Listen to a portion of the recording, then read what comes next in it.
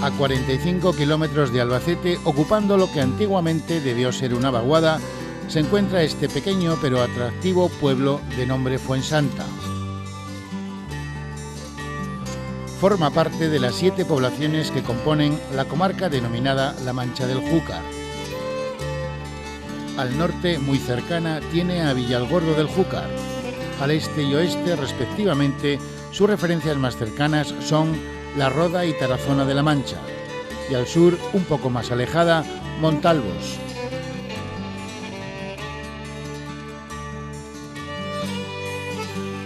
Las raíces de Fuensanta brotan en este manantial, donde el 4 de marzo de 1482 la tradición ubica la aparición de la Virgen a un pastor.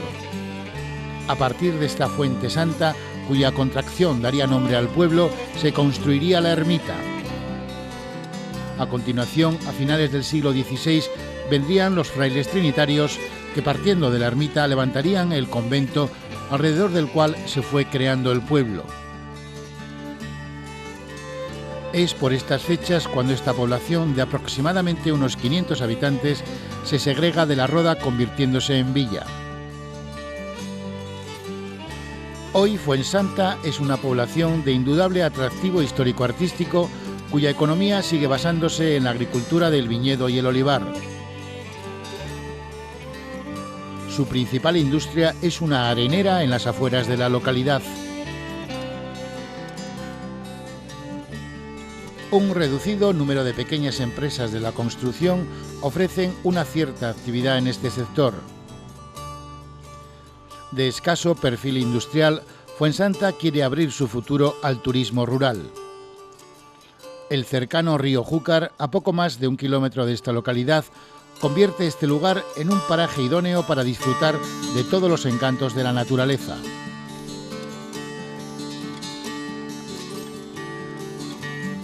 La próxima restauración y transformación en albergue de Villa Manolita, palacete de estilo modernista ubicado en el centro de la población, pretende abrir las puertas a un turismo joven que tendrá una oferta de ocio basada en los 2 pilares fundamentales de esta población: el convento de los Trinitarios y el río Júcar. Fuensanta, villa tranquila, lugar de ocio, tiene el encanto de esos pequeños pueblos hechos para el descanso veraniego, para el paseo por la ribera de su río, para el feliz encuentro entre arte y naturaleza. Albacete para todos.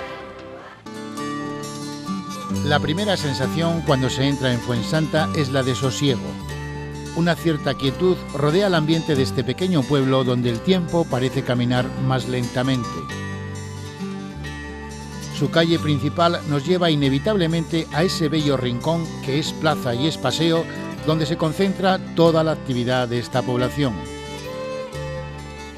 A la derecha, el ayuntamiento.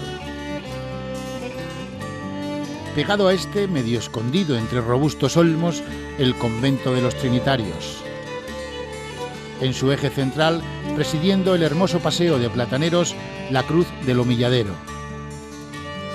A su izquierda, como un vestigio del esplendor del pasado, Villa Manolita. Y a lo lejos, rompiendo el diseño de una de sus callejuelas, el arco de piedra de época árabe.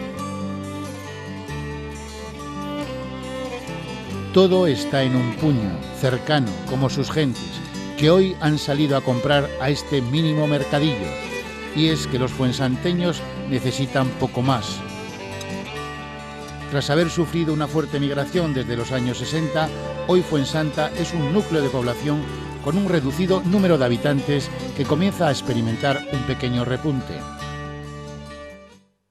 Ahora mismo los habitantes de Fuensanta se encuentran en torno a los 400 habitantes aproximadamente, y la evolución de los habitantes de Fuensanta, pues como en la mayoría de los pueblos pequeños de la provincia de Albacete, pues desgraciadamente ha venido a menos, sobre todo por la falta de trabajo que hay en estos pequeños pueblos, y por diversas circunstancias que han llevado el que la agricultura en estos pueblos pequeños pues se lleve y viva un poco de subvenciones de la Comunidad Económica Europea, y el rendimiento pues cada vez haya ido un poco a menos, desgraciadamente, por las sequías que hemos venido padeciendo estos últimos años. Pero como, por no salirnos un poco del contexto, la evolución demográfica del pueblo, hace ya muchos años que se produjo una fuerte migración del pueblo de Fuensanta hacia las capitales, Valencia, Barcelona, Madrid, Albacete capital también, hay mucha gente que ha emigrado. Y la emigración se debió a... fue debida principalmente a las fuertes heladas que hubo hace ya muchos años del olivar, que era uno de los principales recursos de aquí del municipio de Fuensanta, y debido a las heladas de las olivas y al posterior arranque del cultivo del olivar, pues hizo que mucha gente del pueblo, que basaba en gran parte sus ingresos, sobre todo en el invierno, que es cuando menos trabajo suele haber en los pueblos, pues debido al arranque de estos olivos, como decía, pues mermó mucho el trabajo aquí en el pueblo, las jornadas de trabajo, y la gente pues tuvo que emigrar a otros sitios para buscar el sustento. Hoy en día pues está volviendo ya mucha gente que emigró, que se han jubilado ya, tienen su casa aquí en el pueblo, la siguen conservando en perfecto estado y están volviendo otra vez aquí al pueblo para pasar su vejez y sus últimos días. Y ahora mismo pues llevamos ya unos 2 o 3 años en que vamos aumentando un poco la población, pero sobre todo es de gente mayor, porque claro, la gente joven se va casando y se van yendo a los pueblos limítrofes, sobre todo a la población cercana que tenemos, que es La Roda, que está en pleno auge industrial ahora mismo. Aunque escasa en habitantes, es Fuensanta amplia en historia, con un legado artístico de primera magnitud. Todo comenzó en el interior de esta capilla, que se encuentra dentro del entorno del convento y que se construyó para guardar y proteger el manantial donde tuvo lugar la aparición de la Virgen a un pastor. En su interior podemos observar en fase de restauración un pequeño retablo barroco que representa el momento de la aparición.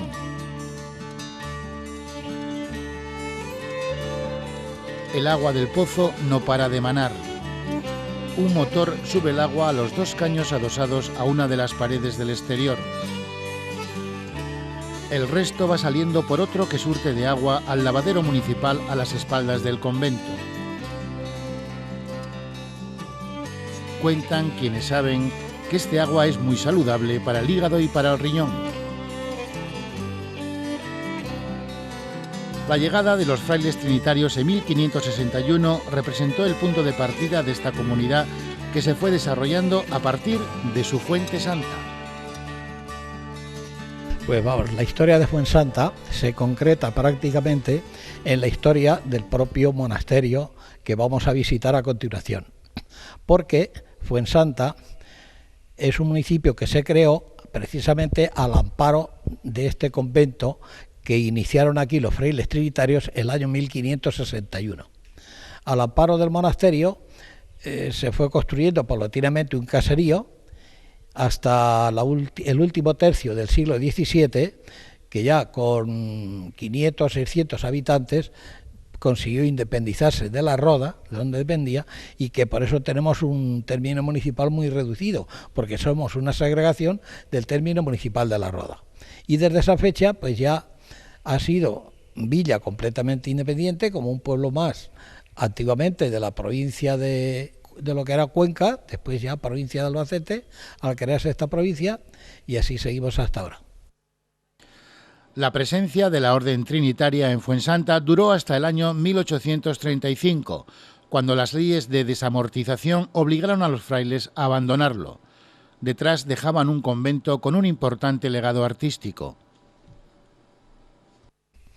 Fuensanta, lógicamente, dependió mucho en su época pues de los frailes, de las propiedades que los frailes tenían aquí, porque este convento fue uno de los más importantes de la Orden Trinitaria de Redención de Cautivos en su última época de esplendor. Cuando allá la segunda mitad del siglo XVII, dejaron de hacer redenciones de cautivos, pues entonces es cuando este monasterio cogió un gran auge, una gran importancia, porque tenía bastantes propiedades. Si pasamos adentro a la iglesia, se verá que es de una sola nave, como suele ser las de los conventos, y mientras que el edificio, como veremos después en el claustro, en toda su parte exterior, es una construcción netamente renacentista, sin embargo, cuando los frailes proceden a la decoración interior, que viene a ser pues como siglo y medio después, la decoración interior es toda intrínsecamente barroca. Toda la decoración que se ve aquí en la nave de la iglesia, en la parte alta, es barroco. Después, cuando vamos a pasar al camarín de la Virgen, ahí se verá que también es todo barroco. Tiene una gran importancia ahí toda la yesería, porque es yeso tallado a mano. Luego tenemos la cúpula del camarín, que es de final allá de 1680, que es una pintura que, aunque parece que es una borrachera de imágenes, en realidad son todos alegóricos a la orden trinitaria. Luego en las 4 pechinas, que están los 4 evangelistas, y sobre el altar mayor, en el arco toral, tenemos la aparición de la Virgen al pastor. Y en la parte contraria, encima del ventanal, que ahí es el misterio de la Anunciación. Y además hay un matiz, que en la peana donde habitualmente está la Virgen, pues gira para aprovechar el camarín como otra capilla, ¿no?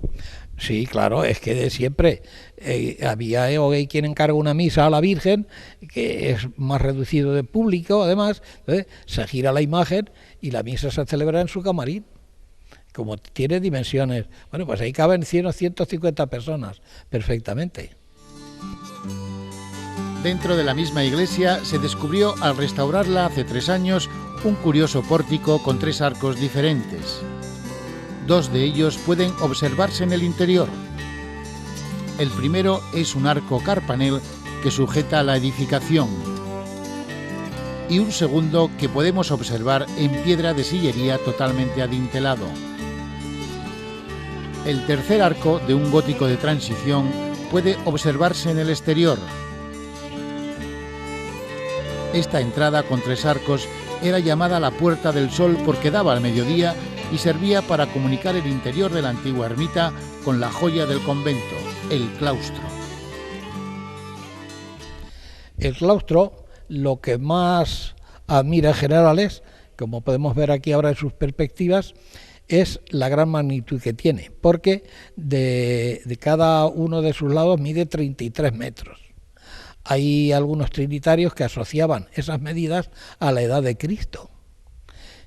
Es todo de piedra de sillería labrada, la arcada inferior es todo piedra, la arcada superior son columnas de piedra y luego los arquitraves ya son en vigas de madera labrada.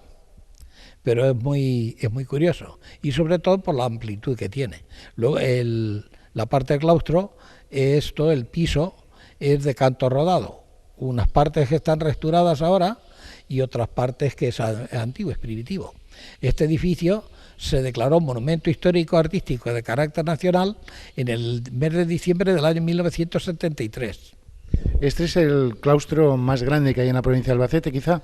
Pues seguramente, porque yo creo que es incluso mayor que el del Alcázar de Toledo, la amplitud que tiene, sí. ¿Es este convento un gran desconocido? Pues yo creo que sí, porque hay cosas mucho menos importantes en la provincia que cuando se hace algunos trabajos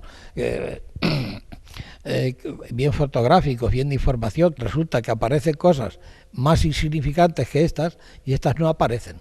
Incluso alguna vez se ha escrito, como en una ocasión, que esto se había levantado por decisión de don Juan de Austria, cosa que no puede ser cierto porque cuando don Juan de Austria era todavía jeromín, este convento estaba ya de pie.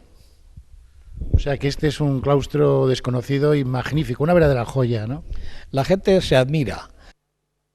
Y no es para menos. En el piso superior de este magnífico claustro existe un museo etnológico de carácter popular que se inauguró en 1982 con motivo de la celebración del 5º centenario de la aparición de la Virgen de los Remedios. En él simplemente pues hemos intentado, aprovechando esta parte alta del claustro del monasterio, donde antes estuvieron las celdas de los frailes. Ahí se ha hecho el montaje con aportaciones de cosas y de todos los vecinos, lo que es o sería una casa de finales del siglo pasado o principios de este siglo. Y cosas curiosísimas como son una banca o escaño, que le llaman en otros lugares, y hay un catre, que es la antigua cama de matrimonio de madera, que son dos joyas artísticas de la artesanía más antigua de Iniesta, que es muy popular en todas partes. Y hay cosas curiosísimas, como tenemos una cafetera Favo, que es estupenda, tenemos un tostador que es muy curioso, que yo ni lo conocía cuando apareció, que se lo dedicaban para tostar tanto café como garbanzos, como las guijas o almortas, como cacahuetes, que todo se cocinaba, es curiosísimo. Tenemos el anafe, que es donde el aparatico o estufa que lleva 3 planchas y que en turno de rotación las amas de casas cuando planchaban pues las iban utilizando. Vamos a hablar un poco de estas monedas antiguas y modernas y sobre todo sobre el detalle de los reales que usted me ha comentado. Vemos que hay monedas de la época de Fernando VII e Isabel II, ¿no? Son monedas curiosas pero de escaso valor numismático, pero sí curiosas aquí. Lo mismo que hay otro que tiene también algunos billetes. Y lo más curioso de todo es que aquí hemos juntado en una fila las 5 monedas de real que ha habido en España, desde la primera, que fue el año 1925, hasta la última, que fue el año 1938, durante la Guerra Civil, en la zona republicana. Estas monedas que antiguamente se llamaban carabas, y eran por ese humor madrileño que le pusieron el nombre de caraba a la primera moneda de real, que es del año 1925, porque llevaba grabada una carabela.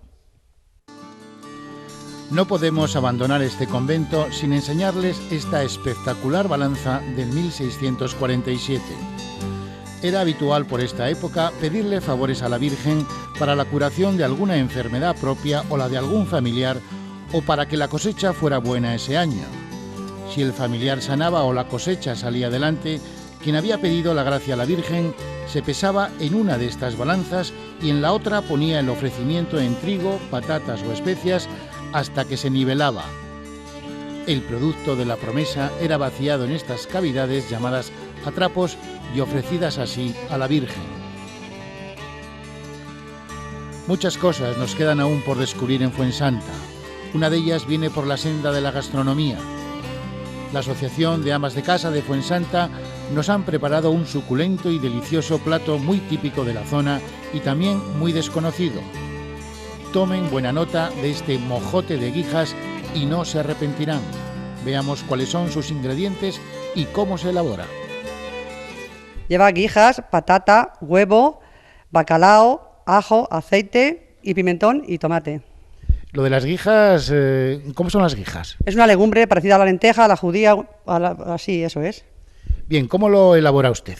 Lo elaboro, la guija se pone en remojo por parte de noche y luego se pone a cocer la guija en una olla con agua, con bastante agua, y está 1 hora así cociendo. Y a la hora se pone el tomate, el bacalao y la patata. Y el huevo aparte se cuece en otra olla. Bien, ¿y se deja exactamente cuánto tiempo? Después de la patata, pues sobre media hora. El proceso es de 1 hora y media cociéndose o así. Bien, y luego usted, ¿qué es lo que hace? Porque creo que pica ajos, ¿no? Sí, luego ya cuando está todo cocido, se pica ajo y se le pone pimentón, aceite y se pica también la patata. Y se hace como una especie como de masa, ¿no? Sí. ¿Y qué es lo que hace y esa masa se añade? Sí, se le añade luego la patata y luego ya se le añade el caldo, las guijas y el huevo y la patata otra vez en trozos. Digamos, para que coja el sabor del ajo, del pimentón. Se le pone también el aceite, claro, y todo eso. Y ya no hace falta cocer más, ¿no? No, nada más, se sirve así ya. Es Fuensanta una población de escaso desarrollo industrial. Su economía la han basado siempre en la agricultura. De cara al futuro pretenden desarrollar un turismo rural basado en su rico atractivo histórico-artístico y los encantos de una naturaleza dominada por la cuenca del río Júcar. Bueno, la principal actividad económica, hay varias actividades económicas que tenemos aquí en Fuensanta. Una de las principales, bueno, la principal actividad económica, por supuesto, como todos los pueblos de la provincia de Albacete, se basa en la agricultura, eso, vamos, está a la vista.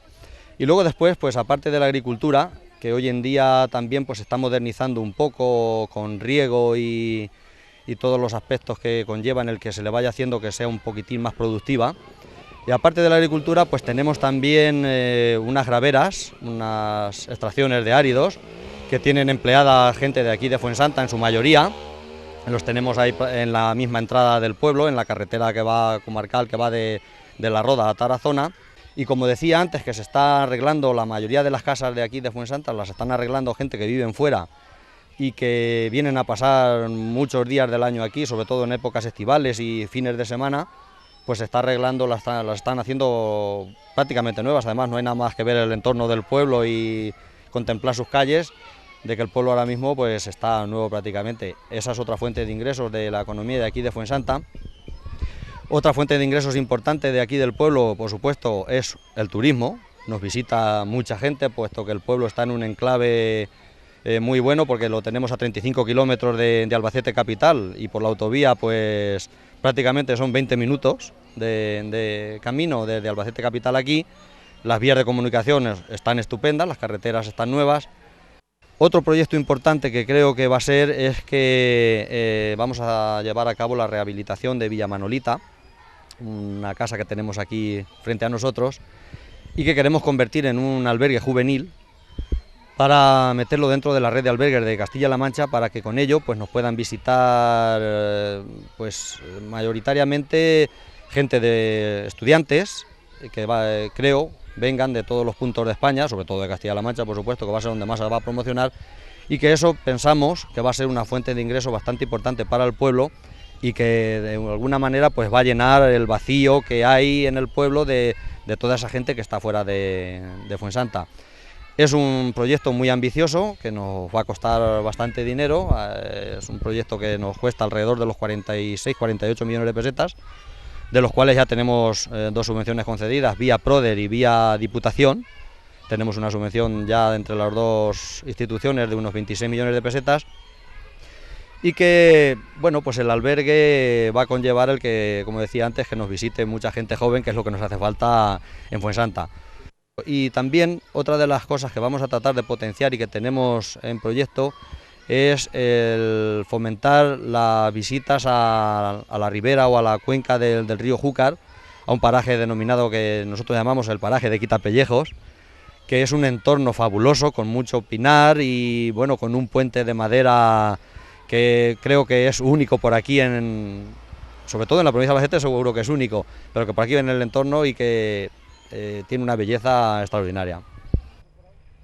Como procede a estas tierras con un gran volumen de viñedos, existe una pequeña bodega donde todavía el vino se elabora a la antigua usanza.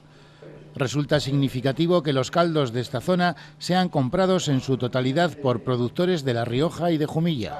La bodega se fundó en 1910, que la fundó mi abuelo, Fernando García Moreno. Llevamos elaborando después mis padres, y ahora que somos los hermanos y seguimos la elaboración tradicional que teníamos de siempre. Hemos ido reformando, hemos ido haciendo cosas, hemos quitado los envases antiguos que había de barro, hemos puesto de cemento, hemos cambiado la maquinaria y se ha ido reformando. Todavía tenemos para conservar tinajas de barro guardadas ahí para, en fin, más que nada para que se vean. Tenemos los antiguos escurridores de madera que ya no se usan porque se ha puesto otra maquinaria más moderna, y eso ya pues no lo usamos porque la elaboración se hace un proceso continuo de elaboración que no se usa mano de obra ninguno, pasa por una báscula los remolques. Hasta aquí hemos venido comprando la uva del pueblo, parte de ella. Ahora ya llevamos 2 años que por circunstancias de mercados y cosas pues no compramos, hacemos la elaboración nuestra, elaboración propia. Solamente hacemos en la bodega la elaboración propia, la de mis hermanos y la mía, y nada, tenemos una venta, tenemos dos sitios donde vendemos, que es Jumilla y es La Rioja. Son casi siempre los mismos clientes, son 2 clientes que ya los conocemos de muchos años, no les irá mal a ellos ni a nosotros cuando seguimos las transacciones comerciales. No queremos abandonar Fuensanta sin ofrecerles una canción popular que tenían en su repertorio la rondalla de este pueblo, de la que solo quedan estos 2 entrañables personajes. ¿Usted cómo se llama? Nemesio. ¿Y su compañero? Antidio. Bueno, y ustedes forman parte de lo que queda de la rondalla que había en este pueblo. De 20, 10 y ahora estamos los dos solos. Y ustedes cantaban canciones populares. Sí, todas las que salían. Bien, y hoy nos van a interpretar una canción muy famosa aquí, ¿no? Sí, lo del Pernales, ¿o no? No sé, ¿usted sabrá? Sí, el Pernales es lo mejor, sí. Bien, ¿y a quién se la dedica? Pues a todo el pueblo y a la provincia de Albacete entera.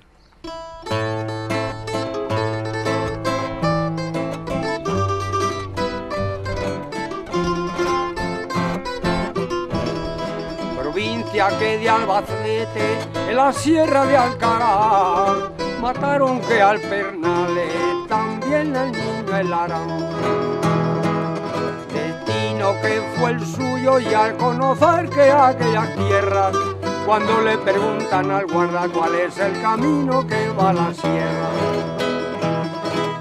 cuando le indicó el camino y a Villaverde los encaminó, y al llegar al señor juez le cuenta lo que pasó. Señor juez, al momento mandó llamar la guardia civil, todas las tropas que había para la sierra han de salir. Salieron 2 de a pie, 3 de a caballo, un guía y un asistente, y el que hacía de cabeza, que era un bravo teniente. De la cordillera a Pernales la colección, lo muy poco y tanto el niño al suelo cayó. Pernales le dijo al niño, vamos pa'lante, no hay que temer, si no nos matan esta mañana, hay un gran recuerdo que han de tener. Y a lo muy poco instante, Pernales al suelo caía, los cadáveres de los bandidos lo llevan a bien servida, metido en un cero. Pernales que nunca ha matado a ningún hombre, pero que robaba, que lo repartía que a los pobres. Pernales y el rey de Andalucía, y el que a los ricos robaba y a los pobres socorría.